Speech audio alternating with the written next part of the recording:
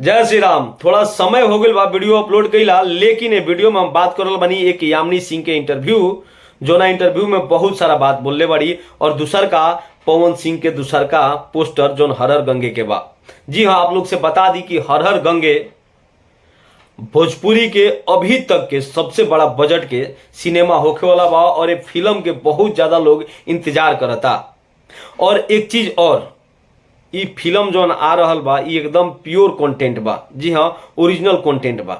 आप लोग जानत नहीं जा, चाहे बॉलीवुड होके, भोजपुरी होके, चाहे जितना भी रीजनल सिनेमा बाटे उ सब रीमेक करे पर लाग गई रहे। तुरंत कहीं से कॉपी कर, रीमेक कर और एक फिल्म बना दो।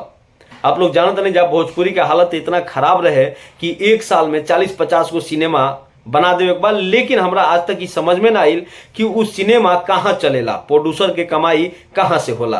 आप लोग जानत नहीं जा कि अगर 2 गो नाम हटा दी, पवन सिंह और खेसारी लाल यादव, तो बाकी लोग के तो टेलर भी यूट्यूब पर ना चलेला, तो बाकी उस सिनेमा घर में का कमाई करत हुई आप यही से सोच सकत नहीं। लेकिन अब समय लागता हर हर गंगे जो पवन सिंह के आ रहा बा, ई भोजपुरी सिनेमा के बदले वाला बा। जी हाँ, जो ना हिसाब से पोस्टर के दिखावल गई बा, पोस्टर देख के आप भी अनुमान लगा सकतनी, अनुभव कर सकतनी कि ई एक ओरिजिनल कंटेंट के सिनेमा होखे वाला बा।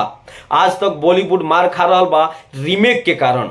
साउथ इतना आगे बा ऐसे कि उ लोग कहानी पर, उ लोग कंटेंट पर बहुत ज्यादा काम करेला। लेकिन खैर अब लागत है कि भोजपुरी सिनेमा में भी ओरिजिनल कंटेंट पर काम होई और हो रहल बा। बात कर लिया यामिनी सिंह के एक इंटरव्यू के। एक इंटरव्यू काल देले बड़ी, मतलब दरोगा के वर्दी में कहीं वो सिनेमा शूट करत रही। उनका से पत्रकार पूछले बने एक चीज और, नागिन जब फन उठावे ना तो ओकरा फन पर जरूर मारे के चाहिए, चाहे ओकर प्रचारे काहे ना होखे, लेकिन ओकर फन कुचलल बहुत जरूरी बा, ना तो वो डसबे करी। और फिर डसे के कोशिश कैले बड़ी पवन सिंह के। खैर खेसारी लाल यादव अच्छा एक्टर हवन, ई बात से केहू इनकार नहीं करत। और जितना पवन सिंह के ओहदा बा उतना खेसारी लाल यादव के भी ओहदा बा भोजपुरी सिनेमा में, चाहे भोजपुरी गाना में, ई केहू इनकार नहीं कर सकत। ई दोनों जना के अलग अलग जोन बाटे, एक्टिंग होखे या सिंगिंग होखे। खैर सिंगिंग में पवन सिंह से अभी तो आगे केहू है नहीं के, वैसन गले नहीं के केहू भी भोजपुरी में कि उनका से बढ़िया गा सके। लेकिन एक मतलब ये नहीं है कि बाकी लोग के गला नहीं है। दोनों जना के अलग अलग जोन बाटे, अलग अलग एक्टिंग स्केल बा, अलग अलग सिंगिंग स्केल बा। खैर लेकिन यामिनी सिंह जो ना हिसाब से बोले के कोशिश कैले बड़ी, वो सुन के आपके भी दिल पे बहुत ज़्यादा बुरा लागे वाला बा।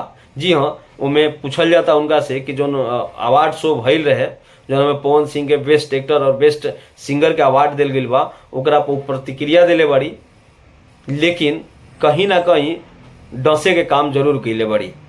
हम यह कहब कि डसा मत, डसला से कोनो फायदा ना हुई। विष मत फैलावा, कुछ नहीं करत तो शांत रह, लेकिन विष मत घोला। बाकी आप लोग से बता दी कि बहुत दिन के बाद हम वीडियो अपलोड करते नहीं, थोड़ा काम में व्यस्त रही और घर परिवार के लेके। लेकिन खैर अब वीडियो अपलोड हम करब और समय ना मिल पावत रहे। और ये वीडियो के थोड़ा शेयर करे के पड़ी आप लोग के, ऐसे कि हमारा चैनल के इम्प्रेशन डाउन हो गई बा। चैनल पर बहुत दिन से वीडियो अपलोड नहीं कैले, यही वजह से एकर इम्प्रेशन गिर गई बा। और हमरा उम्मीद बा कि आप लोग हमरा के जैसे सपोर्ट करी ना, आगे भी सपोर्ट करम जाओ और ये वीडियो के ज़्यादा से ज़्यादा शेयर कर।